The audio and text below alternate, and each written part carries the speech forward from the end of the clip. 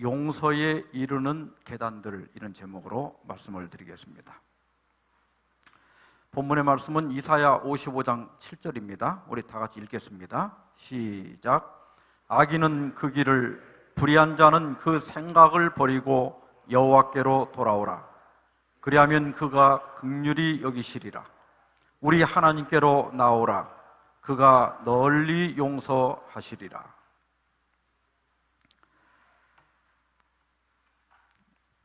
주홍글씨 한 번쯤은 좀 읽어보신 책이죠. 워낙 유명해서 영화로도 여러 번 제작이 되었습니다. 1850년 미국의 작가 나다니엘 호돈이 발표한 장편 소설입니다. 17세기 미국의 어둡고 준엄한 청교도 사회를 배경으로 죄 지은 자의 고독한 심리를 잘 묘사하고 있는 걸작이다, 그렇게 알려져 있습니다. 제가 이 이야기를 길게 할 필요는 없다고 생각이 됩니다. 주인공은 딤스데일 목사와 헤스터라고 하는 여자입니다. 우리는 성경에서 또 한 사람의 딤스데일을 만나게 되는데 바로 다윗 왕입니다. 다윗의 죄는 워낙 비밀리 저질러졌기 때문에 아무도 몰랐습니다. 그런데 아무리 비밀리 해도 누구는 알지요? 하나님 아시고 또 자기가 알죠. 다윗이 범죄하고 그 죄가 드러나기까지 1년은 걸리지 않았지만 수개월이 걸렸습니다. 그 기간 동안에 다윗이 겪었던 그 심적 고통을 시로 표현한 것이 시편 32편하고 51편입니다. 다윗은 시편 32편 3절 4절에서 내가 토설치 아니할 때의 종이를 신음함으로 내 뼈가 쇠하였도다. 주의 손이 주야로 나를 누르시오니 내 진액이 화하여 여름 가물에 마름같이 되었나이다, 그랬습니다. 뼈가 마르는 고통을 겪었다는 거죠. 왜 그럴까? 죄는 3대 위험이 있습니다. 첫 번째는 죄는 오염성이 있습니다. 에스겔 18장 24절에 보면 만일 의인이 돌이켜 그 위에서 떠나서 범죄하고 모든 가정한 일대로 행하면 살겠느냐? 그 행한 의로운 일은 하나도 기억함이 되지 아니하리니 그가 그 범한 허물과 그 지은 죄로 인하여 죽으리라 그랬어요. 지금 말로 하면 평생 교회를 잘 다니다가 죽기 전에 결정적인 죄를 하나 지면 평생 신앙한 게 다 헛거가 되고 그 결정적인 죄 하나 때문에 멸망한다는 거예요. 좀 억울하잖아요. 그런데 죄는 무슨 성이 있다? 오염성이 있다.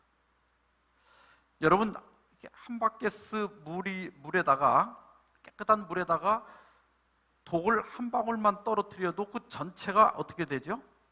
독물이 돼요. 하나의 결정적인 죄가 생명의 샘 전체를 중독시키는 거예요. 그래서 야고보 2장 10절에도 누구든지 온 율법을 지키다가 그 하나에 거치면 모두 범한 자가 된다 그랬어요. 좀 억울하지만은 죄는 오염성이 있다. 그 다음에 두 번째로 죄는 추격성이 있습니다. 너희가 만일 그같이 아니하면 여호와께 범죄함이니 너희 죄가 정녕 너희를 찾아낼 줄 알라. 이 말은 모세가 루벤 지파와 갓 지파를 향해서 한 말입니다. 이스라엘 백성들이 미리 땅은 다 나눴죠. 그리고 이제 동쪽부터 정복해 들어갔어요. 근데 그 동쪽을 할당 받은 지파가 루벤 지파하고 갓 지파예요. 그래서 이제 거기 거주민들을 쫓아내고 땅을 차지했어요. 그러면 12지파가 힘을 모아서 같이 전쟁을 해서 그 땅을 차지하게 했기 때문에 거기다 이제 애들이나 여자들은 놔두고 남자들은 같이 또 12지파가 요단강을 건너가서 싸워줘야 되는데 안 건너가려고 그러는 거예요. 그때 한 말이에요.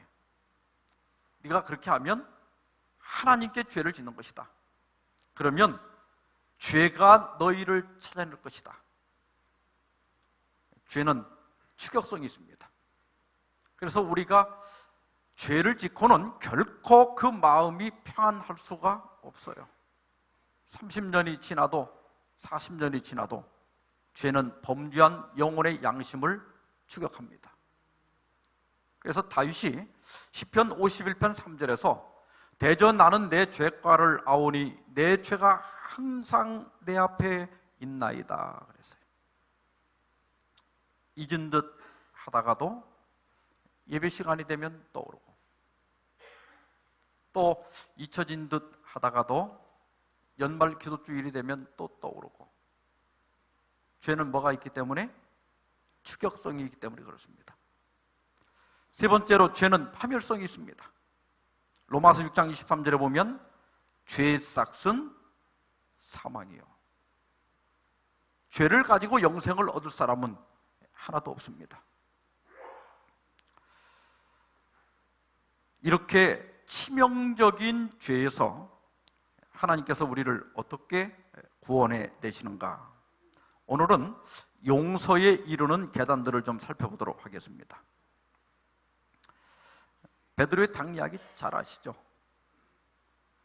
예수님께서 마지막 저녁 식사를 마치시고 이제 제자들과 감난산으로 가고 계셨습니다. 예수님은 오늘 밤 너희가 다 나를 버리리라 그랬어요. 근데 나서기 좋아하는 베드로가 뭐라 그래요? 모두 주를 버릴지라도 나는 결코 버리지 않겠나이다. 예수님께서 닭이 2번 울기 전에 내가 3번 나를 부인하리라 이렇게 예언하셨죠. 예수님이 잡히시고 이제 베드로는 멀찍이 예수님을 따라갔어요. 날이 추워가지고 이제 이렇게 불을 쬐고 있는데 첫 번째 부인하고 두 번째 부인하고 세 번째는 베드로가 그 겟셋마네에서 칼로 이렇게 귀를 벤 사람 있죠? 이름이 말고예요. 근데 그 말고의 친척이 마침 거기 왔다가 베드로를 알아본 거예요. 너 예수장이지? 내가 너 분명히 겟셋마네에서 봤다고.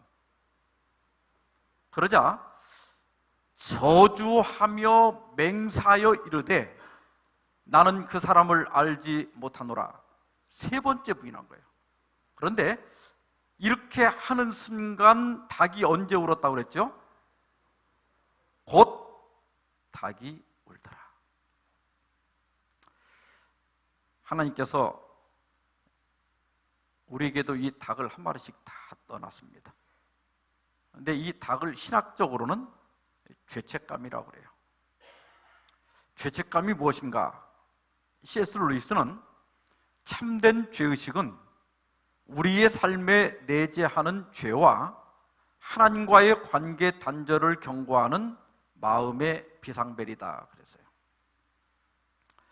우리의 삶 속에 죄가 들어왔을 때, 그리고 그 죄로 말미암아 하나님과 나 사이의 관계가 끊어질 위험이 있을 때 그것을 알려주는 비상벨이 뭐다? 그게 죄책감이다. 여러분, 만약에 이 건물에 불이 났다면 이렇게 화재 경보기가 막 우는 건 좋은 일이에요, 나쁜 일이에요? 그건 좋은 일이에요. 불 난 건 나쁜 일이지만은 경보를 우리에게 미리 알려주는 것은 좋은 일이에요. 제가 만약 이렇게 망치질을 하다가 망치로 제 손가락을 때리면 아픈 게 정상입니다. 그렇죠? 그런데 손가락을 때려가지고 손가락이 금이 갔는데도 전혀 안 아프다. 만약 그런다면 이건 신경계통의 문제가 생긴 거예요. 아니, 손가락이 깨졌는데 아프기는커녕 쾌감이 온다. 그럼 어떻게 될까요? 아마 여기 손가락을 계속 망치로 때려갖고 지금 없는 분들 많을 거예요. 사람이 죄를 지면 죄책감을 갖는 게 정상이에요. 교회를 안 다니고 예수님을 안 믿으면 마음이 불안해야 정상이거든요. 근데 지금 세상 사람들이 예수님을 안 믿어도 괜찮잖아요. 그건 그 영혼의 비상벨에 심각한 문제가 생긴 거예요. 지금 우리가 교회를 다니면서도 우리로 하나님 나라에 들어가지 못하게 막는 죄악들이 있는데도 불구하고 회개의 필요성을 우리가 느끼지 못한다면, 그것을 심각하게 생각하지 않는다면, 그리고 그것을 올해도 해결할 생각 없이 그럭저럭 그냥 넘길 생각을 하고 있다면 우리 비상벨에 심각한 문제가 생긴 거예요. 실제로 그 사기꾼들을 보면 이 사기를 많이 쳐갖고 돈을 많이 벌면 양심의 가책을 받고 괴로워해요? 좋아해요? 좋아해요. 이게 심각한 문제가 생긴 거거든요. 이러한 죄책감을 잘못 다루는 세 가지 형태가 있는데, 첫째는 벨릭스형입니다. 벨릭스는 서기 52년부터 60년까지 로마 총독을 지낸 사람인데, 로마 총독으로서 유대를 다스렸던 사람인데, 이 원래 신분은 노예 출신입니다. 그런데 형의 도움으로 자유민의 신분을 얻었습니다. 역사가 요세푸스에 의하면 벨릭스는 자기 비위를 거스리는 사람을 제거하기 위하여 암살자를 고용할 정도로 잔인한 인물이었고, 특별히 뇌물과 여자를 좋아했다, 그렇게 돼 있어요. 바울이 자기 감옥에 오니까 기독교에 대해서 좀 알고 싶어서 바울을 데려다가 기독교에 대해서 설명을 들었어요. 그런데 다윗은 그 벨릭스를 회개시킬, 다윗이 아니라 바울은 벨릭스를 회개시킬 기회라고 생각해서 의와 절제와 장차오는 심판을 강론했습니다. 정말 오랜만에 벨릭스의 닭이 힘차게 울어대기 시작했습니다. 그러나 벨릭스는 두려워하여 대답하되 시방은 가라. 내가 틈이 있으면 너를 부르리라. 죄책감을 억눌러 버린 거죠. 교회증언 5권 69페이지입니다. 순종이 십자가를 요구할 때 하나님의 영의 호소와 그분의 말씀에 따르기를 한 번 등한히 함으로써 많은 사람들은 많은 것들을 잃어버렸는데, 마지막 날의 책들이 펼쳐지기 전에는 그들이 얼마나 많은 것들을 잃어버렸는지 결코 알지 못할 것이다. 한 번 등한히 하는 것.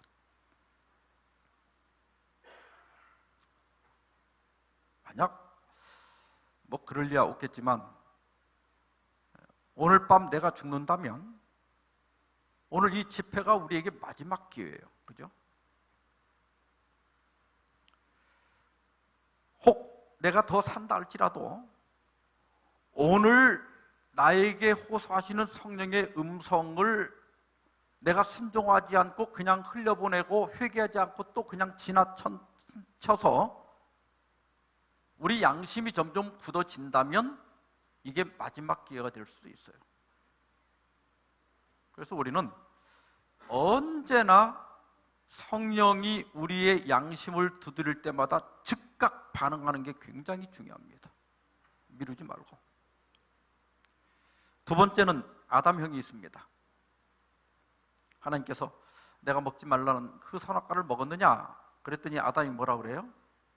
하나님이 주신 그 여자가 주어서 먹었다. 참 우리 남자로서 창피해요. 이거 어디다가 핑계댈 데가 없어갖고 여자 핑계를 대.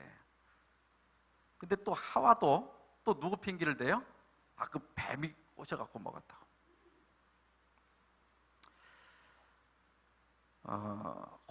코리텐붐 여사는 예수 그리스도의 피는 핑계하는 자의 죄를 깨끗게 하신 일이 없다고 단언했습니다. 우리가 보통 죄를 지으면 이렇게 변명하게 돼 있거든요. 사람이 이렇게 옳은 소리를 많이 하는 사람도 굉장히 원칙적인 것 같지만 자기가 좋아하는 건 어떻게 합리화를 시켜가지고 다 하고 살아요. 근데 사실 우리가 하나님 앞에 온전하지 못하면 결코 하나님 나라에 들어가지 못해요. 우리가 은혜에 대한 것도 많이 생각해야 되지만, 그러나 연말 기도주일이기 때문에 그렇게 하나님의 나라가 만만하지 않다는 것도 기억해야 돼요. 예수님을 믿고 회개한 자에게는 하늘문이 너무나 쉽게 열리지만 아무리 작은 죄라도 가지고 있는 자에게는 천국문이 결코 열리지 않습니다. 그래서 우리가 한 해를 마무리하기 전에 우리를 그렇게 천국에 들어가지 못하도록 막는 죄악이 아무리 작은 것이라 할지라도 회개하고 털어버려야 하는 거예요. 세 번째는 유다형입니다. 유다는 이 자책에 빠져서 결국 자살로 삶을 마감하게 됩니다. 이 사탄이 아주 나쁜 놈인 게 뭐냐면, 우리를 유혹할 때는 죄가 굉장히 달콤하고 이익이 있을 것처럼 얘기하지만은 우리가 막상 죄를 범하면 평생 우리를 따라다니면서 너 그거 알고 그랬지, 너 용서 못 받아, 그 죄는 너무 커서 너는 안 돼 하고 우리에게 끊임없이 좌절을 시키고 죄책감을 불러일으켜요. 그런데 시대의 소망 317페이지 보면, 사탄이 그대는 죄인이므로 하나님의 축복을 받기를 바랄 수 없다고 말할 때 그리스도께서는 죄인들을 구원하시기 위하여 세상에 오셨다고 사탄에게 말하라. 실제로 예수님께서는 건강한 자에게는 의원이 쓸데없고 병든 자에게라야 쓸데있나니 내가 의인을 부르러 온 것이 아니요 죄인을 불러 회개시키러 왔노라 그랬어요. 우리가 죄를 범하는 것은 나쁜 일이지만 그러나 두려워할 필요는 없습니다. 옛날에는 결핵이 굉장히 무서운 병이었어요. 그런데 완치가 가능한 약이 나오고 나니까 그 별거 아니에요. 이제는 에이즈도 한참 무서워하다가 요즘은 또 에이즈도 또 어떻게 약이 또 발견되면서 요즘은 뭐 에이즈도 이제는 뭐 또 별로 그렇게 무서워하지 않죠. 근데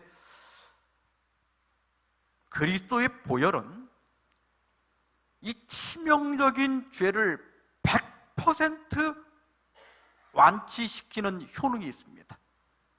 그래서 우리가 죄는 나쁜 것이지만, 죄는 대단히 위험한 것이지만 그리스도에게 나오면 아무것도 아니에요. 완치될 수 있습니다.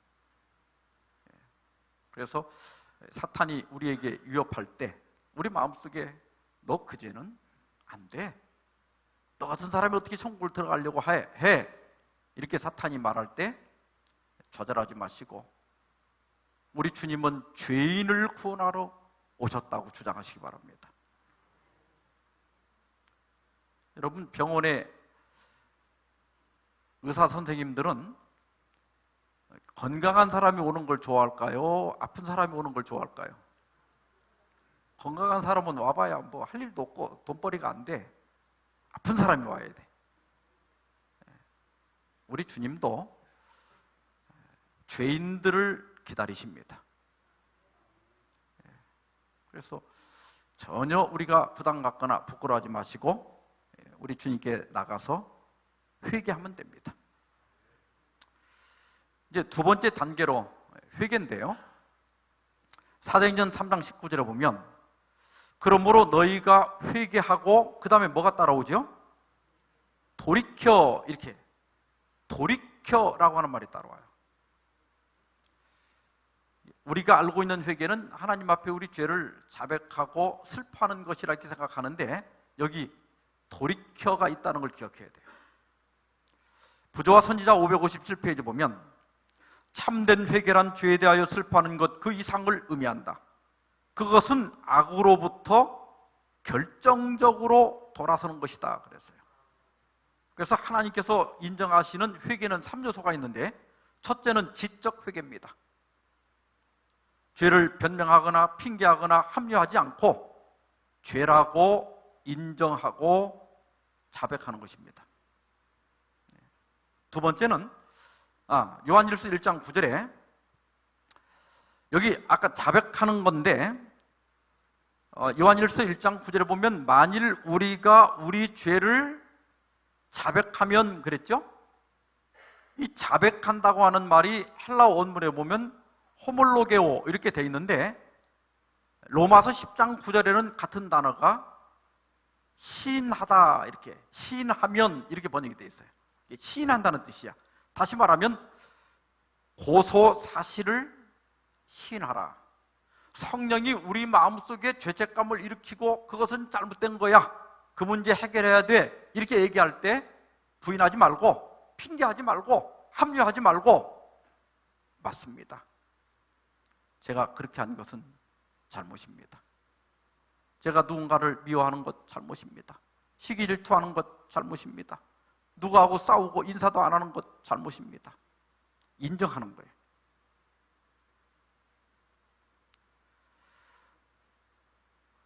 같은 교회를 다니면서도, 이게 태경교회는 없겠지만 인사도 안 한대, 같은 교회 다니면서.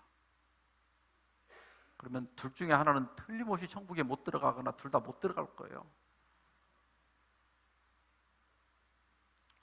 우리가 얼마나 산다고 그렇게 살아요? 제가 얼마 전에 어머님이 살아계실 때 손가락이 막 이렇게 그 습진이 생겨가지고 이 손가락 사이사이가 막 이렇게 어떻게 된 건지 막 다 헐고 그랬어요. 내 손 좀 봐라, 손이 습진이 생겨서 이렇게 됐다. 그래서 아니 왜 그게 생겼어요? 그랬더니 물을 많이 만져서 그렇대요. 그래서 그 설거지 하는데 물을 뭐 얼마나 만지면 저렇게 되나 그냥 그러고 말았어요. 근데 얼마 전에 운전을 하면서 원주를 가고 있는데 갑자기 이제 그 생각이 나는 거예요. 내가 그때 그냥 이렇게 보기만 했지 왜 그 어머니를 모시고 병원 한 번은 안 갔을까? 얼마나 미안한지 제가 막 운전을 하면서 엉엉 울었어요. 돌아가신 어머니한테 너무 미안해서. 여러분, 지금 우리가 일상생활 가운데서 쉽게 저지르는 그런 죄악들이요, 지금 해결하지 않으면 예수님 오실 때 피눈물을 흘릴 거예요. 왜 거기다 목숨을 걸어요? 그 아무것도 아닌데. 그래서 하나님께서 우리에게 이렇게 기도주의를 주실 때 부부간에도 화해하세요. 여보 미안해, 이 말 한마디를 못해갖고 등을 돌리고 자고 각방 쓰고 한 사람만 가서 하면 되는데. 그리고 교인들 사이에서도 풀고 기분 좋게 사는 게 좋아요. 뭐 그런 일이 없으면 더 좋겠지만, 만일 우리가 죄를 자백하면, 이 말은 뭐예요? 시인하면, 그것이 잘못됐다고 시인하면 그는 믿부시고, 이 믿부다는 말은 신실하다, 믿을만하다 그런 뜻이에요. 믿부시고 의로우사 우리 죄를 사하시며 우리를 모든 불의에서 깨끗하게 하실 것이요. 시인하면 됩니다. 우리 마음속에 떠오를 때 그건 어째서 그랬고, 그건 누가 나쁜 놈이라 그랬고 이렇게 하지 말고, 맞습니다, 제 잘못입니다, 제 탓입니다, 그렇게만 하면 그 모든 죄가 묻은 것처럼 깨끗해진다는 거예요. 우리가 그렇게 풀고 이 주말 연말 기도주의를 보내게 되시길 바랍니다. 그 다음에 두 번째는 정적 회개입니다. 자신의 죄를 슬퍼한다. 이 말은 꼭 여기 눈물을 흘리고 감정적으로 그렇게 하는 것도 포함되지만 죄를 정서적으로 싫어하고 증오하는 거예요. 그 다음에 세 번째로는 의적 회개입니다. 죄에서 떠나 죄를 버리고 돌아서는 것. 여기까지 해야 하나님께서는 네가 회개했다 이렇게 인정하시는 거예요. 그래서 단순히 죄를 슬퍼하는 데서 끝날 게 아니라 기도가 끝났으면 가서 해결을 해야 돼요. 갚을 게 있으면 갚고, 사과할 게 있으면 사과하고, 화해할 게 있으면 화해하고, 그렇게 하고 사는 게 좋다. 자, 우리 에스겔 18장 30절 다 같이 읽어봅시다. 시작. 나 주 여호와가 말하노라. 이스라엘 족속아, 내가 너희 각 사람의 행한 대로 공문할지라. 너희는 돌이켜 회개하고 모든 죄에서 떠날지어다. 그리한즉 죄악이 너희를 패망케 아니하리라. 회개하고 그 다음에 뭐라고 그랬어요? 모든 죄에서 떠날지어다. 그 죄를 버려라. 정례계단에 주께서는 우리가 죄의 사유를 받기 위하여 무슨 괴로운 일을 행하기를 요구하지 않으신다. 우리는 하늘에 계신 하나님의 은총을 받기 위하여 또는 우리의 죄가를 속하기 위하여 멀고 지레한 순례나 또는 고통스러운 고행을 할 필요가 없다. 다만 죄를 자복하고 버리는 자는 불쌍히 여기심을 받을 것이다. 단순히 자복하는 것. 우리가 회개 기도할 때 구체적으로 하나님께 내 죄를 아뢰는 게 좋아요. 그걸 그냥 하나님 그때 그거 용서해 주세요 이렇게 하면 깨운하지가 않아. 또 생각나. 회개한 확실한 기분이 안 들어요. 구체적으로 고백하고 그래야 죄로부터 용서받은 확신을 가질 수가 있습니다. 자, 이렇게 하면 세 번째로 용서해 주시는데, 용서가 우리에게 입혀지시는데 아까 처음에 읽었던 말씀이죠. 악인은 그 길을 불의한 자는 그 생각을 버리고 여호와께로 돌아오라. 그리하면 그가 긍휼히 불쌍히 여기시리라. 우리 하나님께로 나오라. 그가 널리 용서하시리라. 여기 널리라고 하는 말이 히브리 원문에 보면 라바라고 돼 있는데 수가 더 많은, 더 많이 주다, 너무 많다 이런 뜻이에요. 또 더 많이 산출하다, 또 증가하게 하다, 충분하다 이런 뜻들이 있어요. 하나님의 용서는 우리가 회개한 것보다 훨씬 더 크게 온다는 거예요. 화끈하게 오는 거예요. 요즘 번역들은 너그럽게라고 많이 번역해요. 너그럽게. 우리는 애들한테 이렇게 용서해 줄 때 너 이번 세 번째야 이거 세잖아요. 우리 주님이 이거 안 세요. 너그럽게. 하루에 10번 죄를 짓고 10번 회개한다 할지라도 숫자 세지 않고 널리 용서하시리라. 그리고 우리 기도가 어떤 때는 지체될 때도 있고 어떤 때는 다른 것으로 응답할 때도 있지만 회개의 기도는 언제나 즉각 응답하십니다.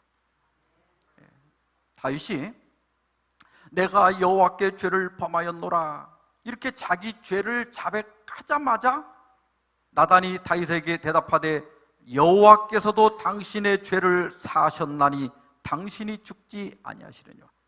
그 자리에서 즉각 용서가 왔어요. 그래서 오늘도 여러분 회개하고 내가 자백한 다음에는 즉각 용서받았음을 믿기 바랍니다. 요한일서 1장 7절에 그 아들 예수의 피가 우리를 모든 죄에서 깨끗하게 하실 것이요 그랬어요. 모든 죄에서. 저희 그 연수복이 여름에는 흰색이에요. 근데 한 번은 밥을 먹고 있는데 우리 주방에 일하시는 집사님이 아이고 목사님 여기 음식이 떨어졌대요. 제가 뭘 먹다가 흘린 거예요. 짜장인가 뭘 흘렸어요. 그래서 제가 이걸 닦으니까 더 더러워지네. 그러니까 집사님이, 목사님 집에 퐁퐁 없어요? 그 퐁퐁으로 이걸 닦으면 깨끗해진대요. 제가 집에 가서 퐁퐁을 갖고 이렇게 문지르니까 진짜 금방 깨끗해져요. 근데 이렇게 들이다 보니까 그게 시커먼 건 없어졌는데 얼룩이 안 없어지는 거예요. 이게 아무리 비벼도. 여기다 이게 얼룩을 묻히고 다닐 수는 없고 이거 어떡하나. 그러다가 집사람이 옛날에 락스 쓰는 게 생각이 나갖고 화장실을 가보니까 락스가 있더라고. 그래서 락스에다가 이렇게 젓가락을 찍어갖고 거기다 이렇게 떨어뜨리고 젓가락을 놓고 비비려고 보니까 보고 있는데 없어지더만. 이게 그 얼룩이 보고 있는데 하얗게 없어지는 거예요. 와, 저는 락스가 그렇게 좋은 건지 몰랐어요. 그랬더니 또 어떤 분은 그거 너무 많이 쓰면 또 옷이 또 삭는다네. 하여튼 복잡해 사는 게 어쨌든. 근데 우리 예수님의 피는 엄청난 세척력과 표백력이 있습니다. 어떠한 죄라도 그리스도의 피가 씻어내지 못할 죄는 없습니다.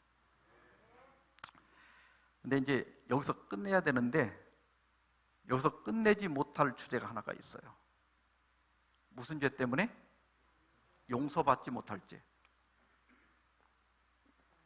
이것 때문에 제가 상담을 하신 분들이 몇 분 계셔서 말씀을 드리는데, 마태복음 12장 31절 32절에 보면 성령을 모독하는 것, 또 성령을 거역하는 것, 그 다음에 히브리 10장 26절 27절에 보면 짐짓 죄를 범한 즉, 짐짓이라고 하는 건 고의로, 모르고 한 게 아니라 고의로 한 거예요.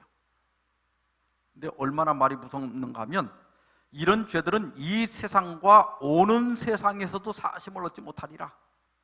히브리서에 보면 다시는 속죄하는 제사가 없고 오직 무서운 마음으로 심판을 기다리는 것과 대적하는 자를 소멸할 맹렬한 불만 있으리라. 이걸 다시 정리하면 성령 모독죄는 성령의 사역이나 능력을 사탄이나 사람이 하는 일로 매도하는 거예요. 바리새인들이 예수님이 귀신을 쫓아내니까 뭐라 그래요? 저거 바알세부를 심리부 쫓아낸다고. 성령께 사시는 일을 사탄이 한다고 하는 거예요. 또 어떤 사람들은 이런 설교 시간에 자기 죄를 지적받을 때 저건 저 목사가 나들으라고 하는 소리지, 이렇게만 생각하는 거예요. 그걸 하나님께서 단순히 사람을 통해서 하나님께서 우리에게 내 죄를 지적해 줄 수 있는 거예요. 저걸 하나님의 지적이다 이렇게 받아들이면 돼요. 그 다음에 성령 거역죄는 성령의 음성과 지도를 지속적으로 거절함으로 양심이 마비되는 죄입니다. 더 이상 양심이 성령에 반응하지 않는 거예요. 짐짓 범한 죄는 해서는 안 되는 줄 알면서도 고의적으로 계속해서 짓고 있는 죄예요. 다른 건 몰라도, 근데 여러분 어때요? 이 세 가지 짐짓 범한 죄, 이건 저도 자신이 없어요. 이건 해서 안 되는 줄 알면서도 우리 지은 죄가 있어요, 없어요? 있어요. 근데 이게 무슨 죄라고 그랬어요? 용서받지 못할 죄. 그래서 우리가 우리 성경을 이렇게 읽어보면 이게 확실하진 않아요. 근데 헬라어 성경을 보면 이 동사가 현재형으로 돼 있어요. 이게 현재형이라고 하는 건 뭐냐면 살다가 한 번만 고범죄를 지으면 용서 못 받는다, 이게 아니라 지금도 그 고범죄를 버리지 않고 지금도 짓고 있다면 용서를 못 받는다, 이 말이에요. 우리가 전에 그런 죄를 지었으면 회개하면 끝나는 거예요. 또 하나 해결할 성경절이 요한일서 3장 6절에 그 안에 거하는 자마다, 그리스도 안에 거하는 자마다 범죄하지 아니하나니 그랬어요. 근데 우리가 예수님 믿고도 죄 져요, 안 져요? 죄 짓죠. 그 다음에 요한일서 3장 9절에 하나님께로서 난 자마다 죄를 짓지 아니하나니, 아니 거듭난 사람은 죄를 안 짓는다고 그랬는데 여러분 침례받고 나서 죄 졌어요, 안 졌어요? 이제 이런 데서 헷갈리는 거거든요. 그러면 내가 거듭나지 않았나? 근데 여기도 현재형으로 돼 있어요. 현재 직설법으로 돼 있어요. 우리 주석에 보면 이렇게 현재형으로, 동사가 현재형으로 돼 있다고 하는 이것이 암시하는 게 뭐냐면, 이 말은 한 번 범죄했다고 용서 못 받는 게 아니라 범죄하기를 계속하지 아니하나니, 또는 상습적으로 범죄하지 아니하나니이다. 사도는 이곳에서 모든 그리스도인이 범하기 쉬운 이따금식의 실수가 아니라 상습적인 범죄에 대해 말하고 있다. 잠언 24장 16절에 의인도 몇 번 넘어진다고 그랬어요? 7번 넘어져도 다시 일어난다고 그랬죠? 우리가 넘어져요. 넘어질 수밖에 없는 연약한 존재예요. 그러나 회개하면 됩니다.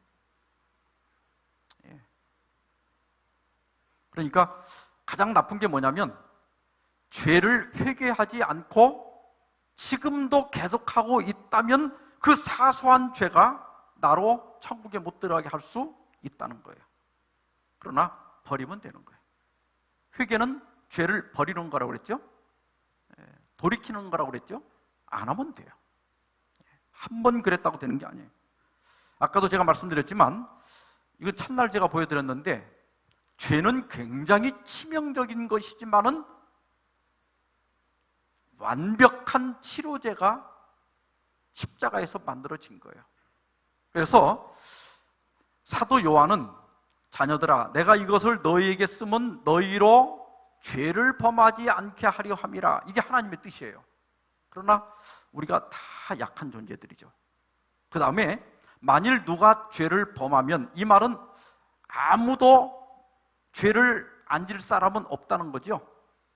그래서 우리가 죄를 범하면 아버지 앞에 우리에게 대언자, 파라클레토스, 보혜사가 있다. 우리를 돕는 이가 있다. 그래서 해결하면 됩니다. 그러면 자기를 심유보 하나님께 나오는 자들을 온전히 구원하실 수 있다. 그래서 지금이라도 죄를 회개하면 깨끗이, 정말 진홍 같은 죄라 할지라도 양털같이 희게 될 것입니다. 이 용서받지 못할 죄를 부조와 선지자 326페이지 보면, 만일 이들 중에 하나님을 떠나서 완고하고 고집스럽게 죄를 버리지 않으므로 마침내 성령의 감화에 대하여 마음이 강팍하게 되면, 이 강팍, 이 말 요즘 잘 안 쓰죠. 그래서 요즘은 성경이 전부 완고하게 되면 이렇게 번역해요. 지금은 마음이 굳어지는 거예요. 영어 성경에도 보면 하든, 마음이 굳어지는 거예요. 그러니까 성령에 대하여 더 이상 반응하지 않도록 마음이 굳어지면 그들의 이름이 심판대의 생명책에서 지워지고 멸망당하게 될 것이다. 이게 용서받지 못할 죄입니다. 다시 한번 정리하면, 용서받지 못할 죄란 마음이 굳어져 더 이상 성령에 반응하지 않으므로 회개할 가능성이 없게 된 상태를 의미한다. 그래서 이런 문제 때문에 혹시 내가 용서받지 못할 죄를 범하지 않았나 이렇게 두려워하는 분들을 위해서 우리 주석에 보면, 자신이 용서받지 못할 죄를 범했다는 생각이 뇌리를 떠나지 않아 두려움에 시달리는 사람은 그 죄, 용서받지 못할 죄를 범하지 않았다는 결정적인 증거를 가진 것이다. 진짜 용서받지 못할 죄는 뭐예요? 죄를 짓고도 전혀 회개할 필요를 못 느끼는 거예요. 그건 진짜 용서 못 받는 죄예요. 그러나 우리 마음속에 그 죄에 대한 후회가 있고 두려움이 있고 내가 이것 때문에 혹 천국에 못 들어갈까 하는 마음이 있다면 아직 내 마음이 굳어진 건 아니다. 아직은 성령의 두드림에 대하여 반응하고 있다. 닭소리에 대하여 내가 듣고 있다. 그런 뜻입니다. 아래 뽑은 기별 1권 350페이지 우리 다 같이 한번 읽어볼까요? 시작. 하나님께서는 우리들의 죄로 인하여 우리들을 포기하지 않으신다. 아멘. 죄는 치명적이지만 그러나 십자가 때문에 죄는 회개하는 자에게는 이제는 아무것도 아닌 것이 된 것입니다. 용서의 보증을 다시 한번 보겠습니다. 미가서 7장 19절 다시 우리를 긍휼히 여기셔서 우리의 죄악을 발로 밟으시고 우리의 모든 죄를 깊은 바다에 던지시리이다. 우리가 죄를 회개하면 어떻게 한다고 그랬어요? 발로 밟아가지고 깊은 바다에 던진다고. 근데 시효가 지난 죄책감이 있어요. 이미 옛날에 회개하고 하나님은 다 용서를 했는데도 자기는 아직도 용서가 안 됐다고 생각하는 거예요. 그래가지고 연말 기도주일만 되면 작년에도 그거 회개했고 재작년에도 했고 올해도 또 하고 내년에도 또 하고 하나님은 바다에다 던져버렸는데. 그래서 코리텐붐 여사는 이렇게 얘기했습니다. 하나님은 우리의 죄를 바다 깊은 곳에 던지시고 해변가에 낚시 금지라는 팻말을 꽂아 놓으셨다. 물론 여러분이 그 죄를 회개하고 나서 또 지었다면 오늘 회개하고 가셔야 됩니다. 그러나 지난번에 다 회개하고 그 죄를 다시 지은 것이 없는데도 불구하고 내 마음속에 부담이 있다면 그 부담을 털어버려라. 그걸 연말 기도주일마다 낚시질을 또 해갖고 또 기도하고 또 회개하고 또 회개하고 또 회개하고 할 필요가 없다. 그래서 여러분 용서도 믿어야 됩니다. 근데 우리가 그 용서를 못 믿으면요 마치 밑이 깨진 항아리와 같아서 은혜를 퍼부어도 또 새나가고 그것 때문에 내가 못 가면 어떡하나 또 새나가고 또 이제 은혜를 많이 받아서 조금 괜찮아졌다가 또 어느 날 또 보면 또 아이고 예수님 내일 오시면 또 어떡하나 이러고. 그래서 우리가 용서도 믿어야 돼요. 동네에서 죄인으로 알려진 막달라 마리아는 자기를 죄에서 구원하신 예수님의 발 아래 엎드려 눈물로 예수님의 발을 적시고 자기의 머리털로 예수님의 발을 씻고 또 옥합을 깨뜨려 예수님의 발에 부었습니다. 그때 예수께서 여자에게 이르시되 내 믿음이 너를 구원하였으니 평안히 가라. 오늘도 혹 죄책감으로 아직도 마음의 평안을 갖지 못한 영혼을 향하여 우리 주님은 말씀하십니다. 내 믿음이 너를 구원하였으니 평안히 가라. 오늘도 우리가 회개의 기도를 드리고 하나님께서 나를 용서하시고 다시 받아들였음을 회복시키셨음을 믿고 평안히 돌아가게 되시기를 바랍니다. 오늘 기도 제목 드리겠습니다. 오늘도 성령께서 지적하고 깨우치는 죄가 있다면 그 죄를 인정하고 자백하고 회개합시다. 또 일상생활에서 자주 범해온 실수나 잘못들 그리고 죄들을 후회하고 슬퍼할 뿐만 아니라 단호히 버릴 수 있게 해달라고 기도합시다. 또 하나님께서 나의 자백한 죄들을 즉각 용서하셨음을 믿고 감사하고 앞으로 승리하는 삶을 살게 해달라고 기도합시다. 오늘도 한 6, 7분가량 기도하고 제가 종을 치면 기도를 마치고 제가